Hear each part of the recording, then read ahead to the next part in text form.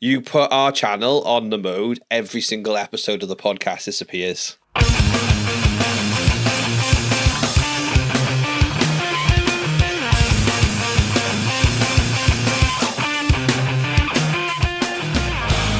everyone, welcome back to the next episode of Get Your Deck Out. It's me, old emo Dave, here with Elevizins, our MTG. Sometimes we think we're just going to call you Scott. From now on, Scott.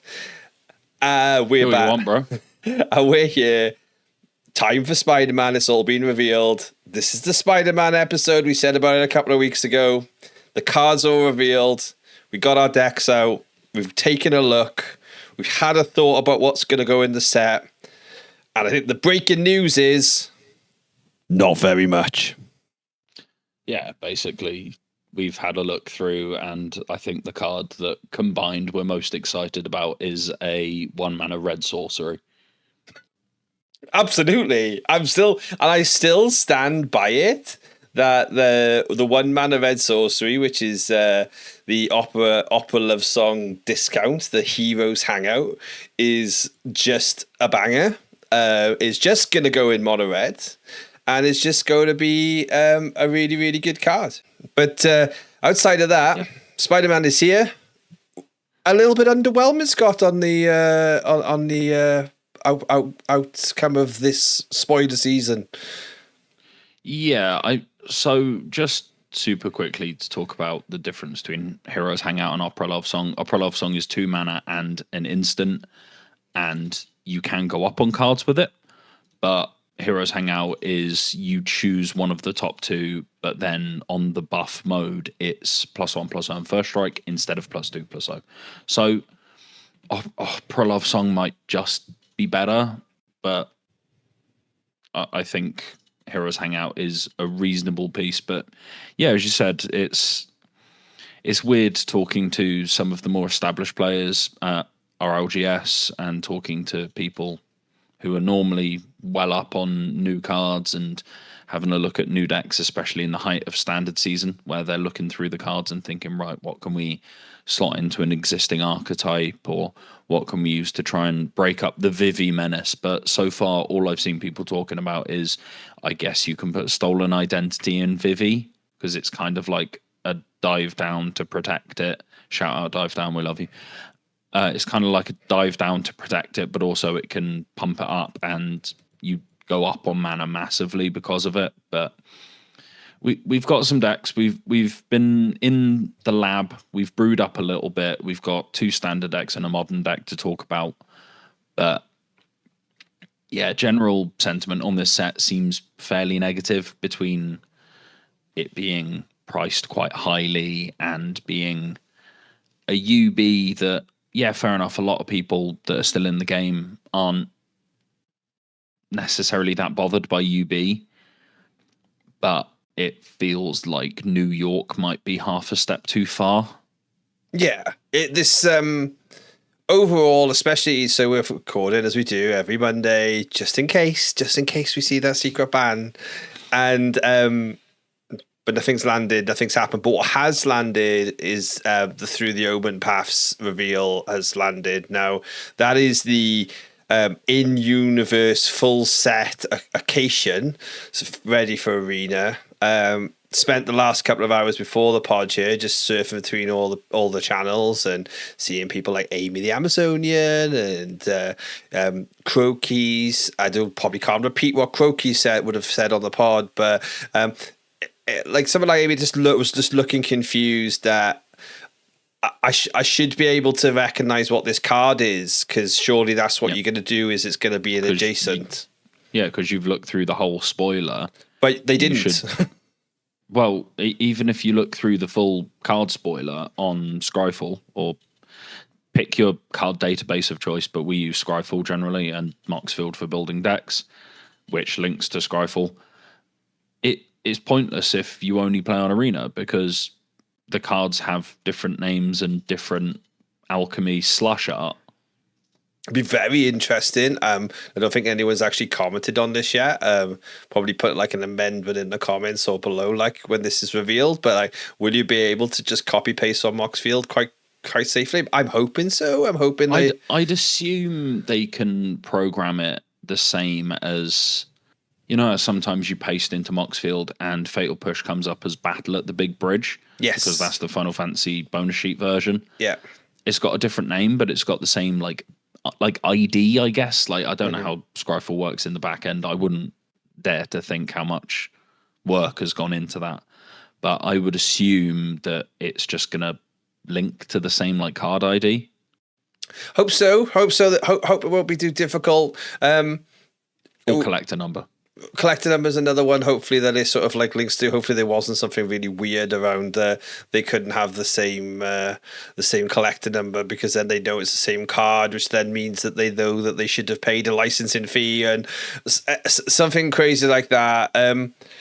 Just thought we'd just open up with this today instantly and honestly because we'd love to be excited. We'd love to also take advantage of the fact that we've got a week and a half before the set is out to make loads of content. But overall, 2 or 3 things we've thought about. So we'll go on to some decks, but there's a couple of cool little things like the Jackal Genius Genesis. I like this card. It's got a nice build around mentality value driver. It's got a really big effect. It's just a bit of a weird card to look at. Yeah, and you've also got to think, right? Like, I like you got to think about it, but I don't like that you have to like overly think about it at the same time as well. You have to remind yourself that okay, well, I'm going to cast the card, which is equal to the power. Then I'm going to get the +1/+1 counter. So like, you got to have the counters before you cast the card. Like, but can I cast the card? Which one can I copy? And then suddenly, like, I'm in a big tizzy, and then my opponent's calls judge because I've messed up, and then suddenly, like, you're left with a 2/2 and a Spyglass Siren and just one map, or something like that. The general feeling I have for the set, and one that I've seen echoed from a lot of people, is this should have stayed as an Aftermath set and it shouldn't have been standard legal. It definitely feels like it has been stretched, and yeah, fair enough, do 3, 4, 5 Spider-Mans. That's fine. I understand. How many of the lead character assassins did we get in Assassin's Creed? And that was a smaller set than this. That's the point, right? And I understand that there's a difference between the Amazing Spider-Man and Spectacular Spider-Man. I don't claim to be a Spider-Man stan. I watched, I think, all of the movies, but I'm not sure because I haven't kept up to date with Marvel. I haven't read a Spider-Man comic book. That's probably just down to my age. But I don't understand the difference between which Carnage is which, or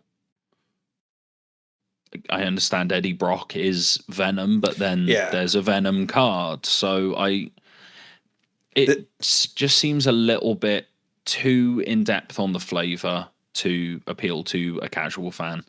But then even if you're not a casual fan and you're a Magic fan, the cards are simultaneously not very appealing and not very easy to pass, while simultaneously not being all that powerful. So I'm kind of sitting here thinking, who is this even for? Yeah, there's some fun design choices, I think, but they are very much entrenched into this set, aren't they? Like, you know, like the Spider-Punk's a cool card, and it's as cool as it's got spells and abilities can't be counted. People forget we got a lot of that already in green now with Frenzied Bailoff and Shirak. Like, so like, it's not like we're crying out for this ability. We already have it. But then the riot is for all your spiders. Well, there isn't that many spiders unless you literally buy out the whole of this set. You can't because the scalpers already have. So yeah, not too sure where that's going. But some interesting blue cards, you know, like there's the double blue pip card, which becomes a land. So it's got a cool effect, but it's kind of like not at the timing that blue likes to play, the Hydra Man, Fluid Felon. Yeah. So I'm simultaneously, like, you read it and you go, oh, okay.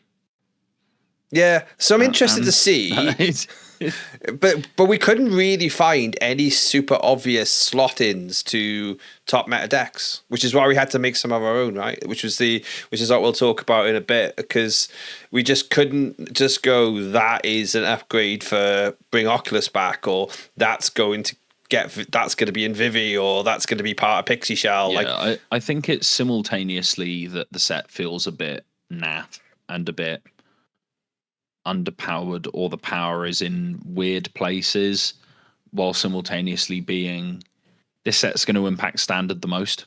That's just the way that standard sets work, is they have a small impact on modern, they have a reasonable impact on pioneer, and then they have a big impact on standard.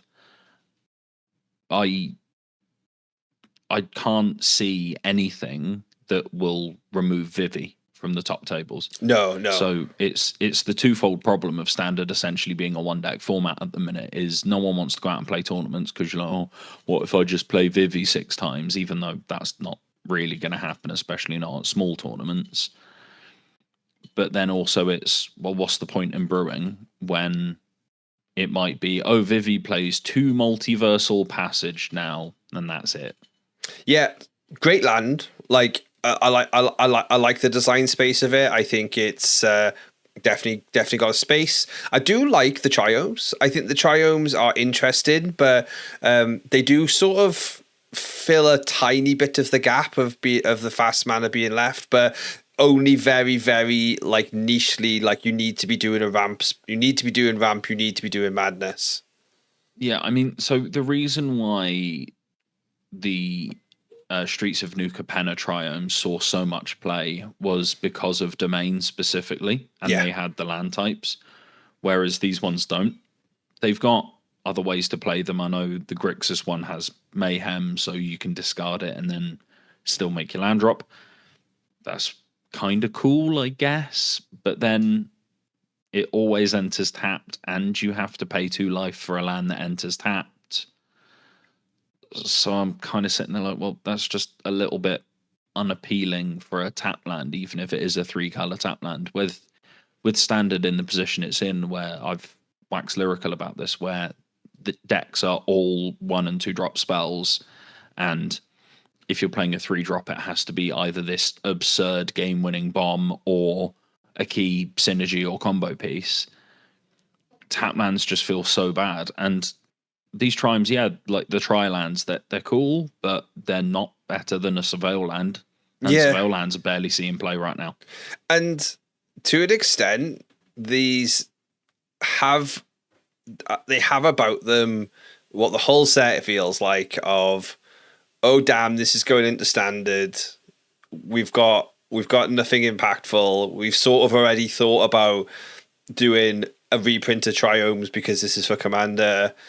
Oh, we can't reprint all the triomes. There's way too much value. So they've kind of like taken a bit of a pivot into sort of this separate world. And it's good to do some tri-lands that are a little bit different. If they're kind of running out a little bit of 2-color space, if you want lands that are able to enter untapped, I think the Verges was a really, really great find for them, because they play really well, they play really nicely, and there's a real cost in deck building.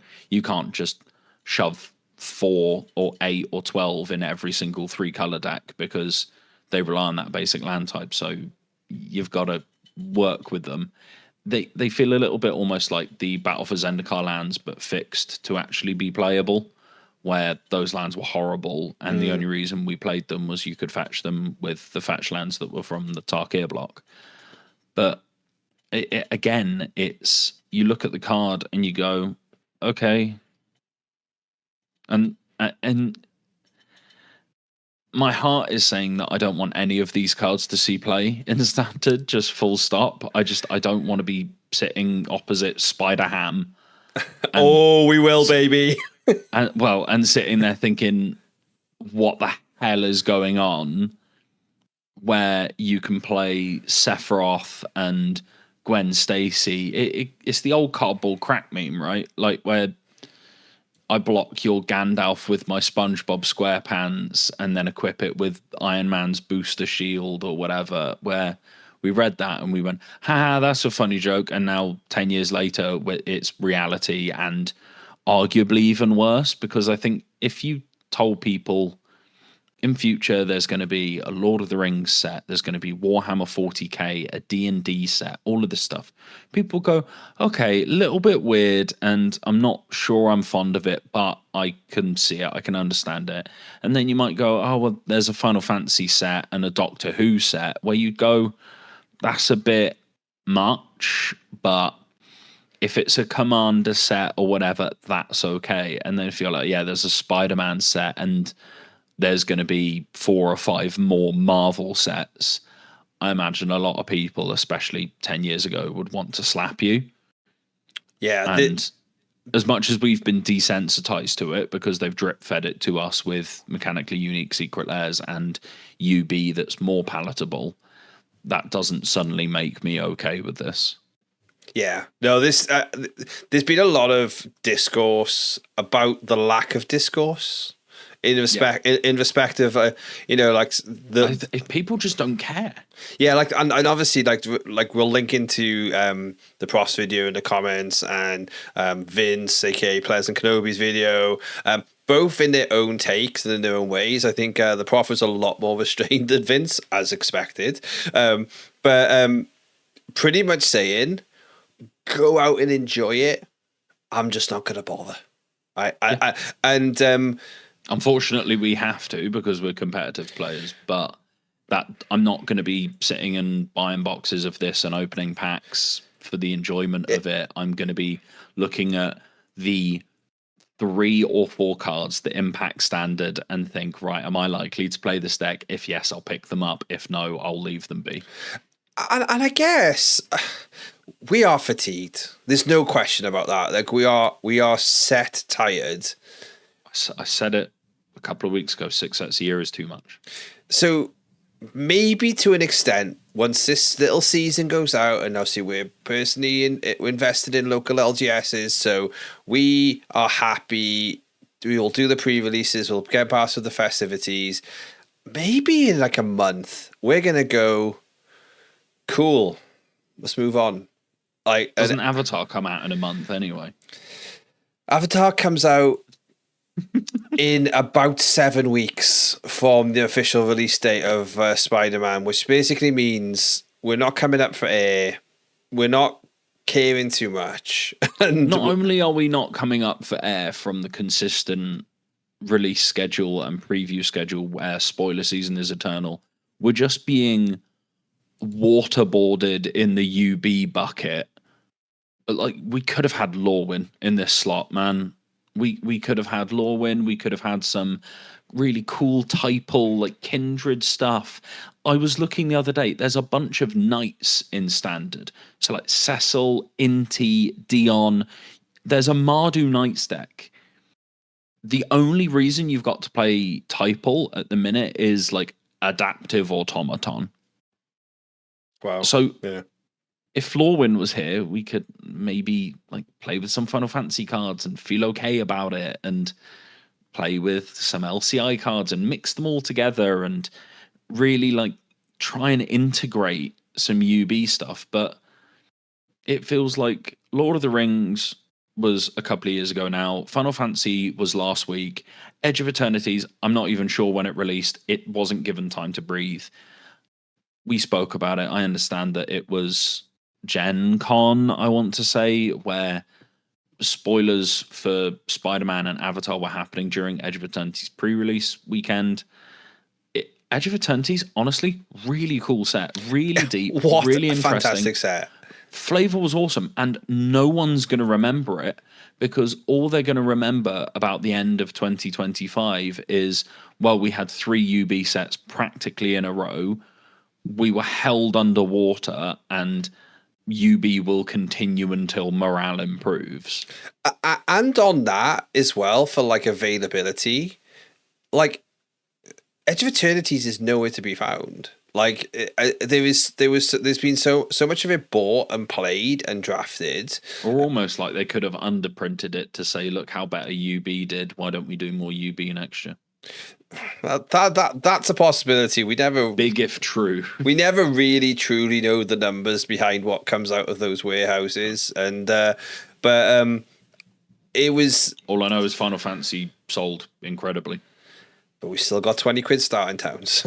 25 quid as of today's printing, I think. Because it's all collector boosters, baby. It's all alt art mythics and surge foils and no commons or uncommons really being opened in non-foil to speak of, and getting 4 of a rare that only comes in normal art, getting them all to be non-foil standard art, getting them all to match in the same language. Good luck. I managed it with Starting Town. I'm still not sure how. Yeah, I think I gained some kind of magical crypto style by the dip moment with Starting Towns, where I just about got them at about a tenner at the start, and went, oh, it's okay, I might not go. And then even like Shocks are printed, I went, oh, they probably won't get played. And then like they dipped a little and then started going boom, and then there was just one day. There's one day on a marketplace where somebody was selling 2 for £15 each, and I just went PayPal and just like took them, and I feel quite good. I felt quite good about that. It was a good decision. But partially, obviously, we've taken the copium in. We've accepted our fate. Spider-Man is getting released, and there is some stuff. We can't stop it releasing, and we can't stop it being standard legal, right? So we need to just make the best of it at this point. And there's some stuff to play with, but the great thing, I think, is I can report standard in paper is thriving in the right communities. And if there isn't much to actually have to worry about in Spider-Man, I've got a pretty shit hot deck at the moment. Is this you subtly inferring that you top 8'd an RCQ last weekend, Dave? I did top 8 an RCQ. I did. I took my merry ass with 13. Shout out our Cardiff boys. No, it's 12. That's wrong. It's 12. 12 of our Cardiff boys and girls to Gloucester to play an RCQ. Like, for all of you Americans, this is going to be like a little call out. For all of you Americans winning your 12-man 2 slotters, we're playing 38-man 1 slotters here in the UK, okay? Thank you. Right? 38, 6 rounds, 38-person 1 slotters. With, what, I think 3 or 4 Pro Tour players in the room, something like that as well? Yeah, so shout out all of them. We got the 3 people from Southampton, whose surnames again I'll butcher if I mention them out loud, but they are absolute smashing great players. Ben Jones, not my son Ben Jones. My son isn't Ben Jones, he's called Oliver. Ben Jones in the room. He could be your son. He could be. It would be a very weird timeline, but he could be. Helena Break, recent Pro Tour from the Pro Tour, I want to say Ether Drift, and potentially Final Fantasy. I think so. There's just a very, very difficult, obviously, some of our own players, like our own Idris, he's a 2-time RC player now, you know. It's like, we've got Tanwin,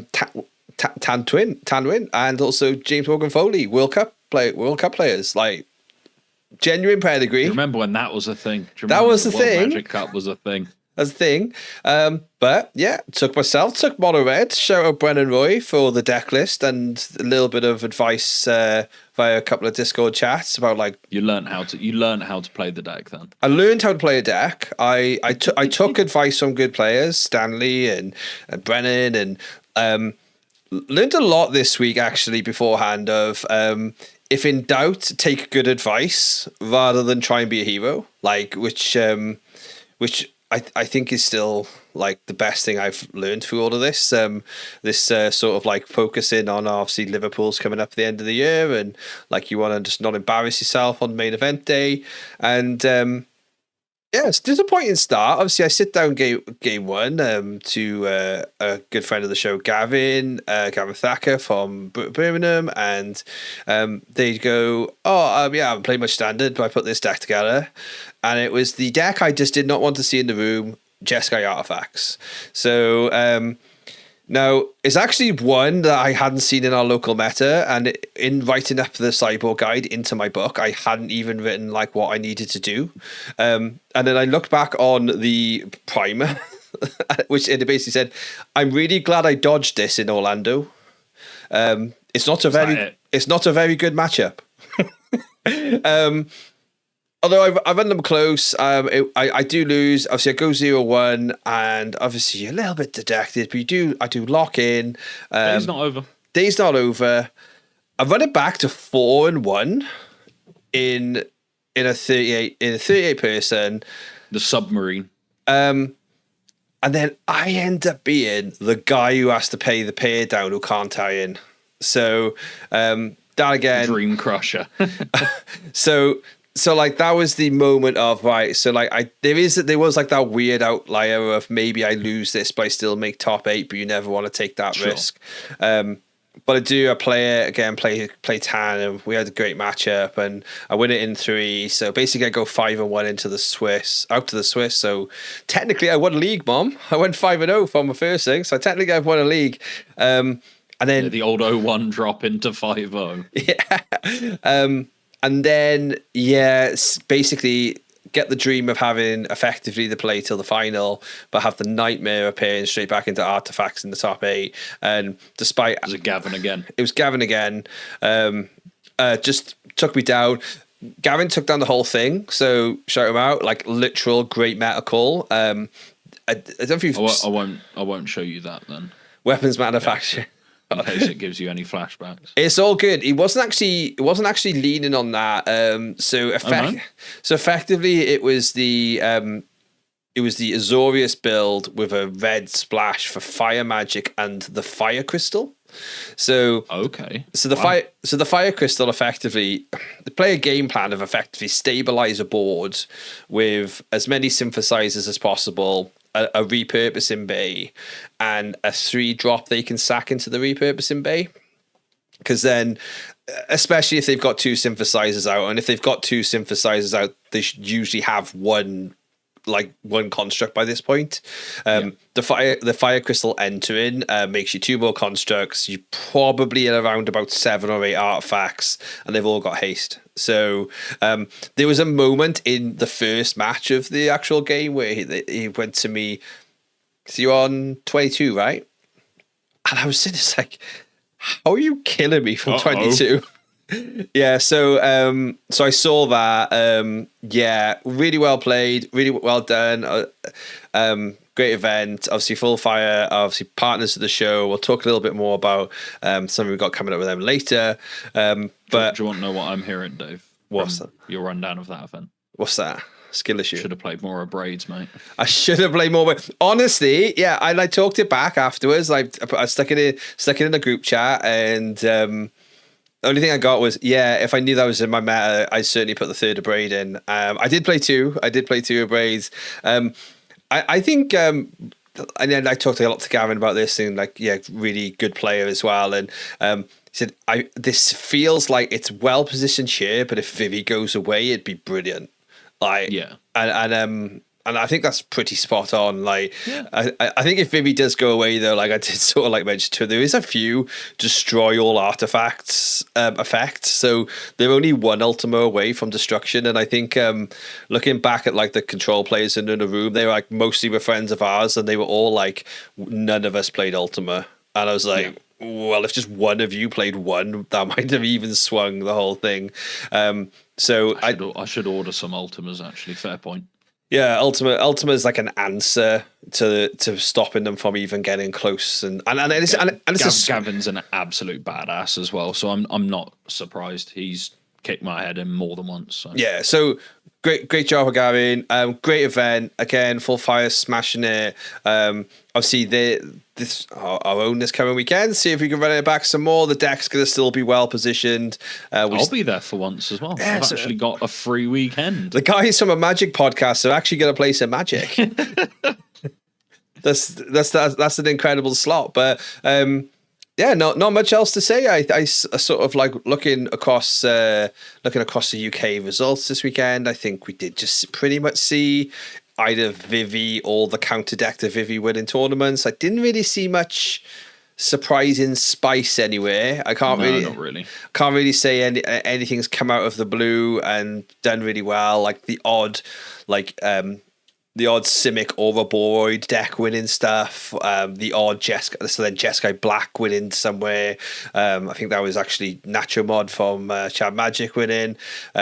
I think I saw a Simic Landfall, so effectively the whole Tifa thing, but like Splash and Blue. Yeah, there's a whole bunch of like little different things you can be doing, but if you're playing an RC, something like that, it just boils down to this is worse than Vivi or Mono Red. So yeah, and we had 3 Vivis top 8, and then like the other 4 Vivis were in the top 16 of a 38 person. Like none of them spun out at all that hard. So yeah, it's definitely that kind of deck. So it's the best deck to play. I will shout out only like obviously my 3rd round opponent, Alan, who we've played before. I played him in the last RC we played. Again, I won in 3 with they made a do I go for it or not decision, which they didn't have enough for, and then I had the crackback. This felt like a game of tennis in peak Wimbledon season, and we were both 7'7" Americans, like serving 120 miles an hour. I won the coin toss, so therefore I won the game. Sure. Because I just run out, they just run out. Neither of us drew a fire magic, and I just won. So there's certain different points here. Could have gone different ways, but that's the gameplay you play. And yeah, let's talk about probably the one little element of that is probably the one time I've ever come across where like what felt like a silly one land to keep was actually probably okay. But let's see what you think. So in my game 3 in the first game of Jeskai Artifacts, I'm going to be on the play.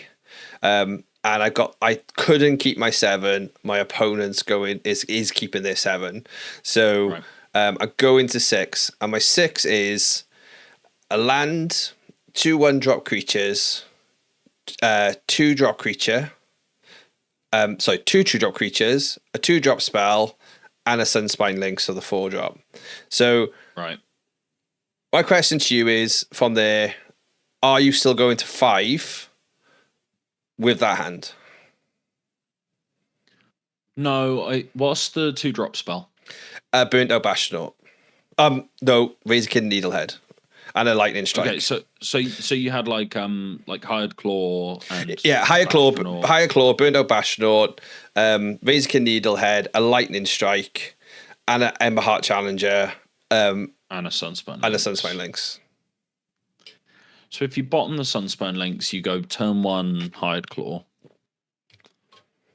If you don't draw the land, Jeskai Artifacts doesn't really play on turn 1 very much, does it? It's mostly just like turn 2 onwards. Turn 2, maybe a clay fire bricks to go find a planes and gain 2 life. Or like a Collector's Vault, something like that, right? Yeah.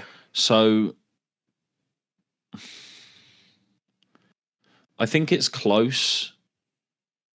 And if someone was to mulligan that and show some real discipline, I suppose it depends on what sideboard pieces you've got as well. If your sideboard wasn't all that impactful, so you weren't all that likely to be having an Abrade in your 5-card hand or some other form of like mass artifact destruction or denial, then I think the keep's fine. If, say, you had that 3rd Abrade in your sideboard and you'd brought that in, you'd maybe brought in, say you had something like a Clarion Conqueror, which really hurts them, you can argue mulliganing to 5 because you can kind of make up for the card disadvantage by having 1 card shut down multiple. But I think I'd probably say that's fine with playable. You've got playable cards, right? Yeah, and obviously in the comments, if you want to like make any call please about discuss this, it. please discuss it. I kept. I kept. I didn't see a land until the game ended on turn 7. This is how it rolled out. I also saw them do shit happens. Yeah, and there was a Pinnacle Star Cage on turn 3 just to shut any agency down that I had. Yeah, sure. But I think my thought process I asked myself, or at least this is where I reasoned is what will be a better 5, and how likely am I to get it? And exactly what you actually said it's there. Like pretty much exactly 2 lands, Hired Claw, Razorkin Needlehead, Screaming Nemesis, and you draw the third land, right? That would be like the dream. That's the only way you get better. Yeah, and because I'd been displayed the authority of the consoles in game 2 as well, I was like, I think I need to go regardless. I need to like get on board and just hope for it. And yeah, Mister. So I had a few people comment. I walked it through and they were like, no, we're with you. Like, shit happens. It's very close. The only thing, yes, there was mentioned was how heavy were you on braids, and I was like, well, just 2. And it's like, well, maybe if you were on 3 or even a 4th or some kind of other disruption, like maybe going for the disruption would have been a harder mulligan that you should have maybe looked at. But yeah, there's just one for the team. I'm glad other people seem to agree with me. I haven't completely lost my touch. There's one for the clips channel. There's one for there's one for the comments. You can all have a discussion on keep or mull. We should probably make that a segment. Keep or mull. And see what people think about that. I'll show you some hands from my unhinged bullshit testing. Unhinged. Looking at some of those and deciding whether to keep or mull them is even I don't know. And I'm the one who built the deck. Oh wow! Well, despite the fact should we look at decks we've built actually? Yeah. Well, we haven't got to think too hard yet. And also for you who are here still listening, we still have play points giveaway thanks to Magic Online. We set a challenge for those of you who want to stick to a £60 budget for a standard deck. You don't even have to build a sideboard. We're not even that heavy on you, okay? Build a 60 card deck. We've got some restrictions. They'll be in the description as well. If you submit that to us on any of the socials, you can put it in the YouTube comments. You can tell us on Discord, Instagram, everywhere you can find us. Hand us a deck list in person. Yeah, anything like that. We're going to talk about them next week when we revisit the idea of what a pre-con could look like. Just kind of like look about how well our RCQ went when yes. we met in the finals, Dave. Yeah. Oh my God, I don't know if I could handle myself. That would be the one where I'd fall apart. I don't know if I'd fall apart at the fear of beating you or the fear of like having to walk into like the ribbon of how lucky I was on Monday 6:00. But we took a look at some early looks. We took a look at some modern, some standard. Scott's gonna take a look at your standard deck first. We'll do the two standard decks first, and then we'll talk about the modern last because I think it needs an explainer. So the standard deck that you built was Gruul, the one that I built was black red. So if that's an indicator to you about the set, then use it as such, but I wouldn't read into it too much. But I've essentially got black red legends is I guess the way you can look at it, but you've got Carnage, Crimson Chaos, you've got Scarlet Spider Kane, Spider Punk is in there as well, Masked Meower, I can't believe that's a card name, and Pumpkin Bombardment just as a nice piece of removal, but you're utilizing all the discard. You've got Inti to make use of that. You've got 4 Marauding Mako in here. It's just a good card. This deck's actually a really good Tiny Bones Joins Up deck as well. Because Legends, right? You can discard the card because it's any number of target players each discard a card. So you can use it to enable your own mayhem. And milling yourself and losing a life can be worth it if you've got a Carnage stuck in hand and nothing to reanimate. So it's basically a pile of black-red cards. You get access to daily bugle building, which can give legendary creatures menace as well. So an aggressively slanted black-red deck. I've tried to avoid the pitfalls that a lot of people fall into and actually put quite a lot of interaction in here. So the 4 Pumpkin Bombardment, 3 Bitter Triumph, along with Alesha's been kind of a pet card of mine since Foundations, where I really rate it and I think it's underplayed. And I've been playing it with Summon Brunhilde, and I think I kind of want to try it in Modern with Arena of Glory or something like that in a Dreadhorde Arcanist deck. But we'll see. It's pretty much like an Unearth but angry. Yeah, it's fairly standard. it sits in that bracket that unfortunately a lot of cards sit in of if you just don't play it because Vivi's better. Like if there's a whole pile. So I know there's a Ranya, I want to say, from Spider-Man as well. You've got Alesha, you've got Animpa Carl. There's a whole bunch of these Mardu-centered aggro legends at 3 mana that just get crowded out, basically. Yeah, I do like the Carnage inclusion, like that sort of just gives you almost like a up the scale, Alicia. Inti Essentialist, and that's another card I'm so glad I've just sat on since obviously it was so playable in Pioneer times. It was obviously in the initial Jeskai Oculus builds. They're still in the bulk box over here, and I was like looking at the other day. It's like, oh, they're like just a couple of quid, but then you see the full reveals of Spider-Man. I was like, oh, you're gonna be a standard deck piece. You are, or at least be somewhere to be seen with everything that's going on. Cecil's played out well as well. I think Cecil is definitely. We expected this when Final Fantasy came out. We were like, we're not sure where it's going, but it's gonna be a card you play at one. It's a 1-drop you're gonna play in a black deck. Everywhere. The burden of proof on 1-drops is just generally not that high, and 5 points of stats with Death Touch on a 1-drop. Yeah, it's got a pretty significant drawback, but flipping it honestly is really easy and really threatening. Yeah. The only deck that really bursts you from 12 is, without attacking anyway, is Vivi. So not the greatest spot for Cecil at the minute, but we assume Vivi's going. Yeah. In November.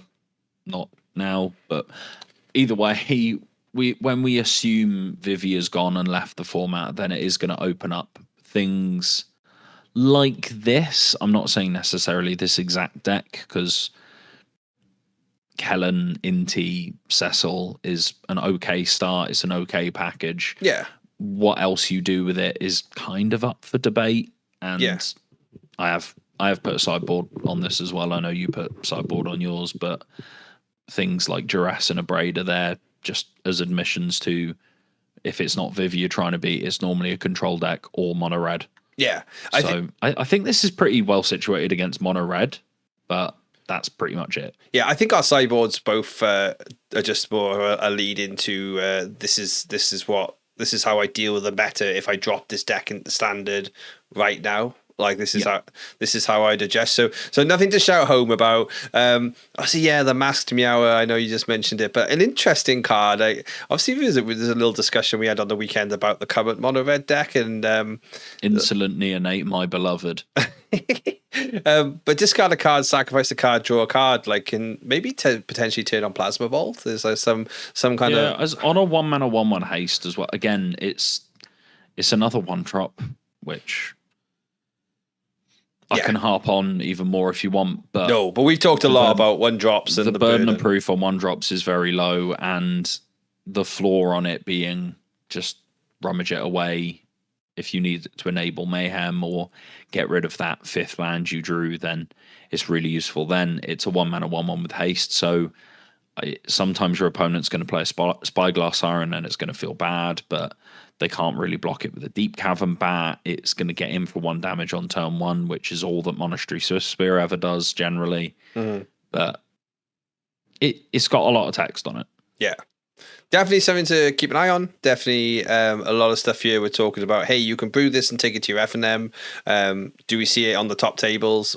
Probably not. But we would be happy. It would be in a different form, and it would probably require Vivi going. But we would be happy to be proven wrong. I think that's the thing about for sure. Everything we're saying here is we're not the oracles. We're not like the final bosses on this, but we definitely would like to see something a little bit If you different. go undefeated at an F&M playing one of our decks, send us a picture of the deck on X or Blue Sky. Send it to Dave, and I'm sure he can sort you out some play points. And also a sticker. We'll send you a sticker wherever you are in the world. We'll definitely send you a sticker.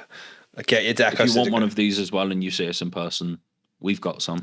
We are Give us a shout. we are running very low on the first editions. The amount of decks that were got out at the RCQ, it was fantastic. We intend for there to be more this weekend. Yeah, so when issue 2 comes out, people are all bolder and brighter, don't you worry. But I brewed, I took a look. Obviously, some of you saw the short on the channel. Some of you saw me come across Scarlet Spider Ben Riley, and I put it in Gruul Spiders. Obviously, you're flashing the deck up on the screen.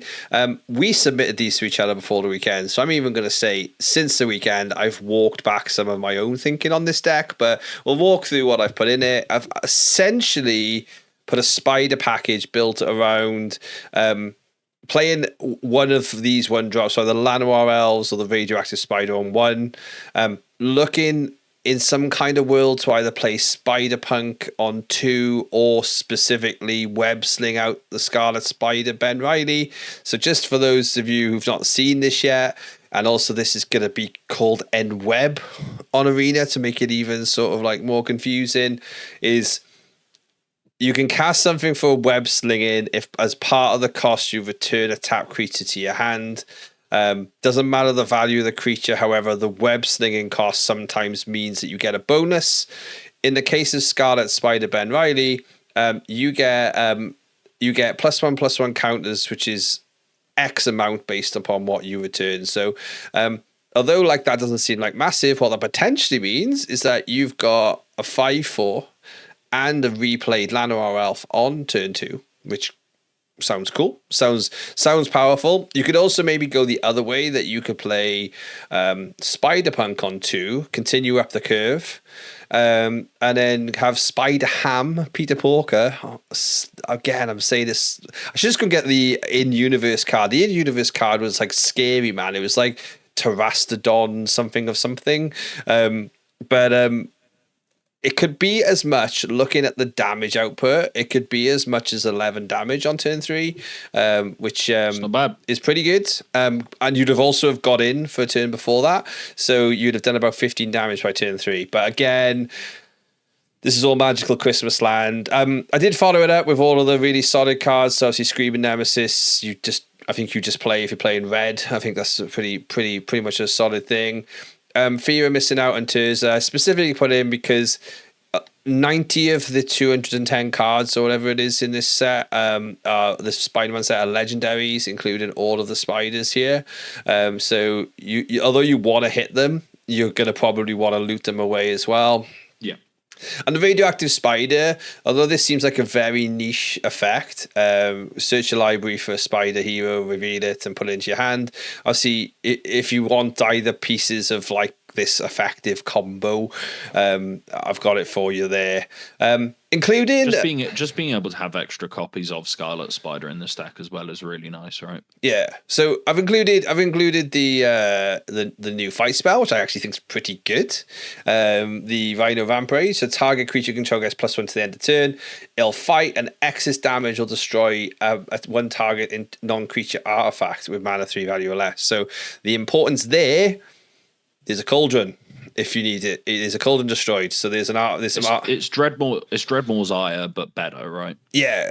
So you've got, because ultimately the Burnt Out Bastion sometimes it's just a really bad card once you haven't actually max speeded. So this might give you more weight, but it's also a really good card if it's your top deck and they can't remove it. So really decent. Innkeeper's Talons, just because Innkeeper's Talons are great Gruul cards. And the scary thing when I put this deck together, I put the deck with a sideboard, and I don't think the sideboard actually contributed to the price, but to stay on curve, I put in the 4 starting towns and 4 multiversal passage. This deck came out as $652 on Moxfield. I will probably say that's got to be bloated by pre-release pricing, but also at the same time, I got to remind myself. Also 4 Screaming Nemesis, 4 Innkeeper's Talent, 4 Fear of Missing Out. Yeah, so I got to remind myself some of the standard staples that I've effectively kept hold of as sets have been printed out over the last standard year. They have crept up quite a bit now. I looked myself at my own mono red deck, which, to be fair, I think the only thing I've had to buy to put this together was, and even in this final build, the god from Lost Canvas of Ixalan, like I bought that for like the alternative version that you can play. They were 20 quid, but luckily I had the Screaming Nemesises, I had the Hired Claws, but the deck's you bought my Hired Claws. I did, yeah, I did. But it's like $200 like this deck now. For mono red decks are never the 200 quid deck, like, but it is right now. But this effect, Scott, it's cute. What do you think? I like being able to play Llanowar Elves and powerful 3-drops in the same deck, and I think you can go. You're kind of between a spider deck and a Gruul just aggro deck, like a stompy deck. So I want to play 4 radioactive spider or 0. It's one of them. So I think this is a really good base and it's exciting. I think Scarlet Spider's really good. I like, as I said, Screaming Nemesis alongside Llanowar Elves, Fear of Missing Out, Spider Punk. That they're all cards that work really well together. Spider Punk and Innkeeper's Talent sounds obscene. Where if you ever get Innkeeper's Talent up to the max level, or even just give it level 2, where you're making stuff have Ward 1, you have a Spider Punk down and you go, cool, play Screaming Nemesis, put a counter on it because of Raya. It enters with that 1/1 counter. It's not when it enters, put it on it. It enters with. So they can't counter it because of Spider Punk. And then when it's on the battlefield, it's got Ward 1 as well. And it's a Screaming Nemesis, so you don't want to use damaging removal against it. And it being 4 toughness instead of 3 toughness is super relevant. So I think Spider Punk is the main winner here. Scarlet Spider's really good as well. It also works with the 1/1 counter stuff. And we haven't really seen a really good Llanowar Elves deck since it was printed. No, we haven't. This might be the time. Yeah, no, we haven't. And I sort of like in the depths of the Magic Discords that we're in, I do still have some hardened people in the crew 3 podcast playing Pioneer. Shout out the guys there, Ricky and all that. Like, and I have seen some people like saying about how things like Scarlet Spider might actually be a really good revival to sort of like that Gruul Vehicles archetype, to sort of like give you that really big body to crew your Ezekiel's Chariots and things like that, and to go cool. I love that era. I love the Scarlet Spider does also care about mana value, right? So I'm sure you can cheat that if you're playing Jund, where you could play like Huskburster Swarm, Jund Self Mill, where you play Huskburster Swarm for 1 mana, you attack with it, they chump block it, and then you go, cool, Web Sling, Scarlet Spider in. It's like a 12/11 trampler. Yeah. Replay the Huskburster Swarm for 1 mana. You could maybe do something in that space. Yeah, up the curve as well, like with you want to play Llanowar Elves in that style of deck anyway, right? Yeah, and you can go up the curve. Thinking about like the Nova Hellkite, like you can even potentially do some 5 mana. Warp Nova Hellkite, hit you, pick it up, Web Sling Scarlet Spider, untap, play the Nova Hellkite for full mana, or warp it again. I'm in. You've got me. What you've got, what you have probably not come across yet, or you may have seen it and gone, I'll wait for Dave to make this deck building mistake, is Nova Hellkite paired with the Doc Ock Tentacles. That's it's the 1 mana when creature you control with mana value 5 or more enters, you may attach this equipment to it. Equipment gets 4/4, so you can play it any number of these. Are not legendary, and then on the 3 I can just hit you for I'm doing Grease Sang all over again. You can see me going, I'm ready to go, give me the deck, give me the cards. I was thinking about like finding that off an Urza Saga and playing a Thought Monitor. That's also hot. That's also incredibly hot. It's not good, that it is a thing you can do. Honestly, right? this is a content set. We just took the paper pill, and now we just realize, hey, the content is hot. The problem is it's a content set where for the first 30 minutes of this pod, we were just lambasting the set and saying how bad it was. But the problem is we can't rave. We're raving hotly about Doc Ock's tentacles now. I'll probably flash it up on the screen, and if I say that 10 times fast, I'm going to be in trouble on the internet somewhere by the end of this set. Or someone's going to clip you saying tentacles and use it. They are. But what this card is going to be, it's going to be something like Baron Hoff's cookbook or something like that. Like I probably should have looked it up before. Actually, do I click on Scryfall? Do I get to find it? I was going to say, let's have a look at Moxville. Can we do like there's no versions of it? Is the thing there? No, they haven't done that either. Omen Paths. Let's have a look. I'll have to clip the pod. We are seeing live how hard it is to find anything. So this card is called Giant Craft Helm. Oh my god, this is such a content card now. You look at Giant Craft Helm, right? And if this art wasn't AI, then I don't know what I am, but that is. Oh my god! You know when I said it's just going to be alchemy slush art? This is. I thought they'd try a little bit harder than that. Apologies, Claudio Polsak. You may have put your heart and soul into this, and you might have also followed all the guidance required, but that's disappointing. We still have to put this in a thumbnail because that's going to be a deck.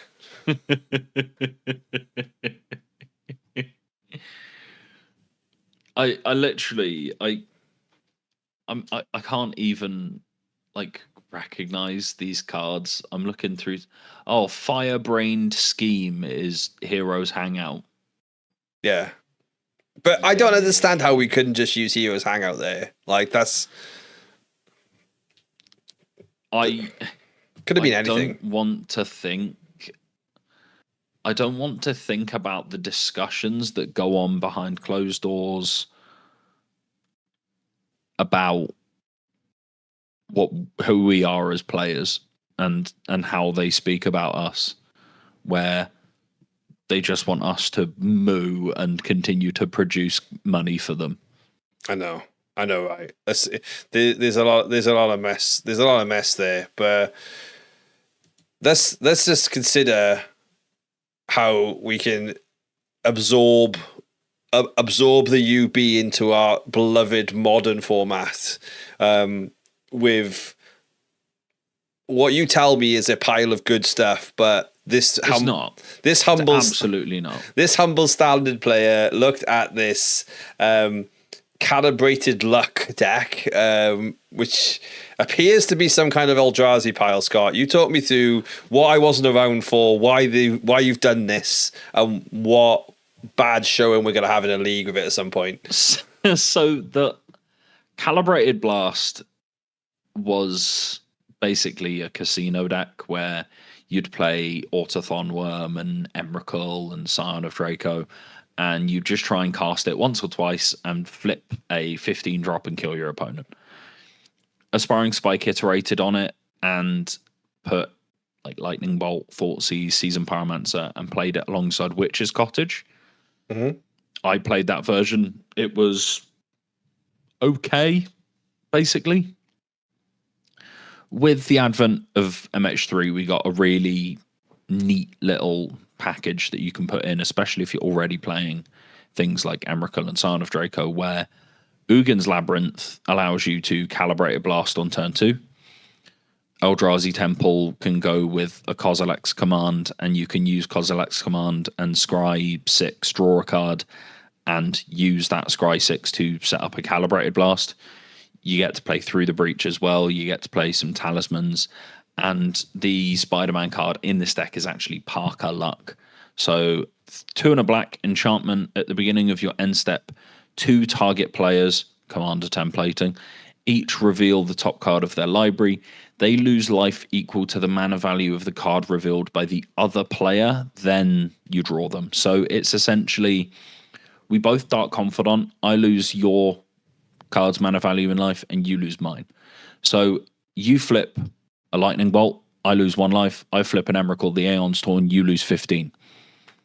So it's essentially bonus calibrated blasts in this deck, but even if you're not really hitting anything all that big with it, and you're hitting, say, a Kozilek's command, you can use that to then set up for the next end step and then hit them for the rest of their life total. And you get Mishra's Factories, Gemstone Caverns. Ramanat Ruins is a bit of a spicy one where sometimes you'll deal 15 to them and you just need to finish off the last couple of points. But Scavenger Grounds, Eldrazi Temple, then the sideboard is just completely all over the place because you don't want to disrupt Calibrated Blast all that much. But you get to play things like Blast Zone, Bajuka Bog, Beseiju, Who Shelters All. Dismember is just a really nice removal piece to have. There's the extra Gemstone Caverns. Rough and Tumble, just because Boros is still a deck. I know it hasn't been doing as incredibly in challenges recently, but it's still a real deck.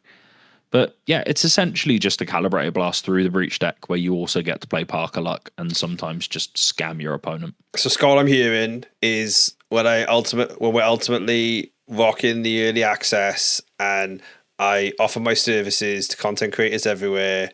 This time, I'm going to be able to clip them by doming them to the face. I've been on the sad side of a Nardu when Nardu was found. And now, Doomwake, I'm coming for you. I need to get my revenge. You need to be on the other side of it. I'm going to dome you for 15, then dome you for another 5. For those of you like who are mainly standard players, and when we say like obviously hit you for 15, and obviously in modern context, the majority of modern decks, you could almost argue that if they don't start at 15, like 17 is the best because they're fetch shocking at some point. So yeah. So like, or at least fetching a couple of times. Yeah, so it's not that we acknowledge 20 is people's starting life total, but most of the time in modern a 15 or thereabouts is killing you off. So yeah, Ramanat Ruins is like actually really spicy, but also needed tech in this. I love this, Scott. I love everything you've done here. You're embracing the content creator that's hidden inside you. I'm sure. I mean, I'm embracing the deck building lunatic that has always persisted within me. Love that. Love that. We will have some more. We'll obviously a lot of you will see we've been a lot more active on the shorts feed and starting to obviously be there on Instagram. We will ramp up our content over there. Instagram.com/@getyourdeckout. That is us. And as we start like building these things together, we'll start sharing them. We'll start giving you our thoughts in the feed, just little sort of primers. We're not promising you the good, and this is the financial advice. Don't listen to us. Like, if you have the cards, build it and have fun. If you have access to a like a Mana Traders account or something, just have fun. Like, please don't. Please don't. Oh, you just muted yourself, Scott. Please do not spend actual money on this deck. Yeah, don't craft these cards. Don't craft the things we do or anything like that. Like, don't go buy it. Like, we just have fun with what you can find. If we're gonna obviously we start the stream a little bit more and be around a little bit more, like come in the stream, give us a shitty deck, we'll have a laugh with it and have some fun with you to get it done. But yeah, definitely a small do you know what, like we joke about the fact that this should have been an Assassin's Creed set. I think it would have been better received if it had been an Assassin's Creed set, if it was an Aftermath. Yeah, because it would have sold the same. Established Magic players aren't the ones spending £2,000 on pre-ordering this. No, not at all. It's collectors, it's fans. No, but instead we get this bloated nonsense that is crowbarred into standard. Yeah, absolutely. But doesn't take away from the healthy, competitive, growing scene that we've got here, especially in the UK, heading up to Liverpool. And whilst heading up to Liverpool, you'll be wanting to play competitive Magic across the board. And us here at the Get Your Deck Out podcast, we have teamed with Full Fire Gaming in Gloucester, Full Fire TCG is the actual proper name. And on January the 4th, this is our big announcement. We are hosting a £1,000 guaranteed first prize Magic tournament that you can get into by playing paper Magic across the UK in the coming months up until there. Our first opportunity for you to qualify is at the RCQ that we are hosting in Firestorm Games in Cardiff on Saturday, and our socials and Sunday. But you should be in Bath on Saturday playing this. Ours on Sunday. You will be there. And first place, yes, gets their entry.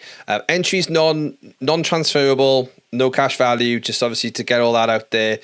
We specifically want to encourage people to be playing to get an entry to something that is going to reward serious value for playing paper Magic. And we look forward to seeing you. There will be multiple seats, including almost like poker style satellites to get into this.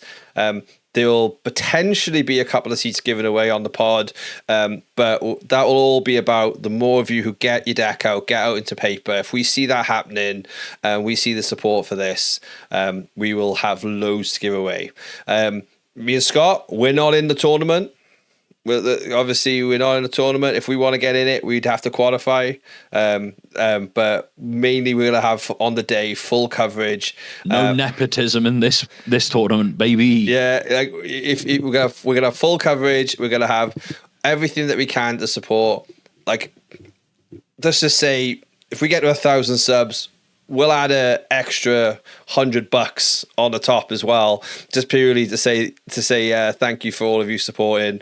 100 subs. We're on 658. Where did I just pick that number from? 1,000 subs. I think you did say 1,000. You said 1,000 for $100. I think, but well, we'll see. They know what we mean. They know the old manness. They're a smart crowd. They're listening to us, Dave. They know what the good opinions are on the internet. Exactly. But we teased this a couple of weeks ago that we were going to do something big. Again, shout out to Full Fire TCG in Gloucester. They're on the next vlog that you'll see on Friday. The store is basically Magic Paradise. It's also Pokemon Paradise as well. It's probably even more Pokemon Paradise, but it's absolutely the best thing I've seen in Magic in the UK. We have a great store to play at in Cardiff, but this is the best store to vibe at, full stop. So Magic. Yes. You should so coming down to their next events, our next events. There will be multiple formats. We do intend to run a modern and a pauper one, and potentially a pioneer one, and even team trios to get you into this event, because we basically want you playing Magic. Whoa.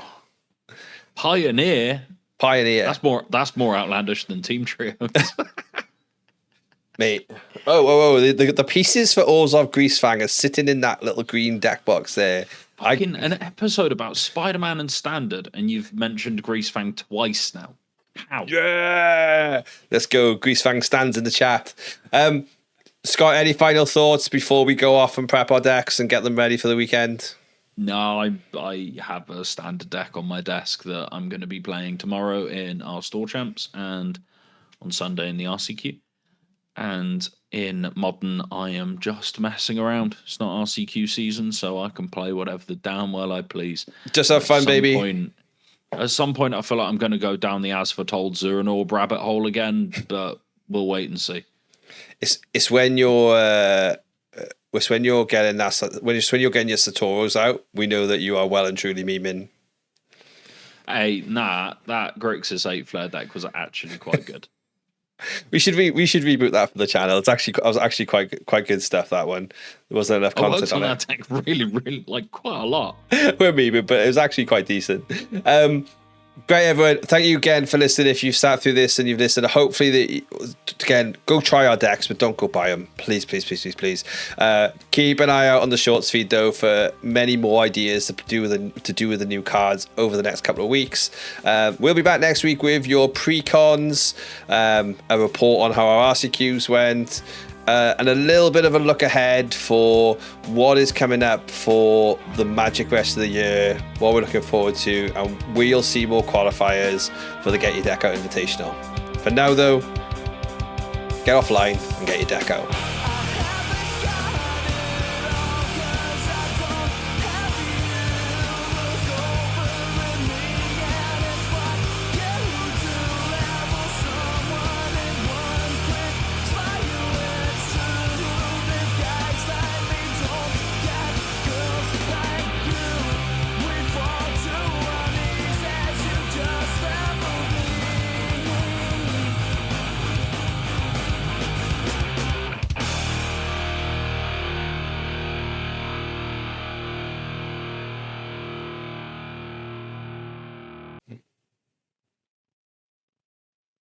Peace and love, homie. Whenever you do a short, make sure you put your glasses on, because last time when you didn't have your glasses on, it was fucking horrific. Ah! There's your little one for the end.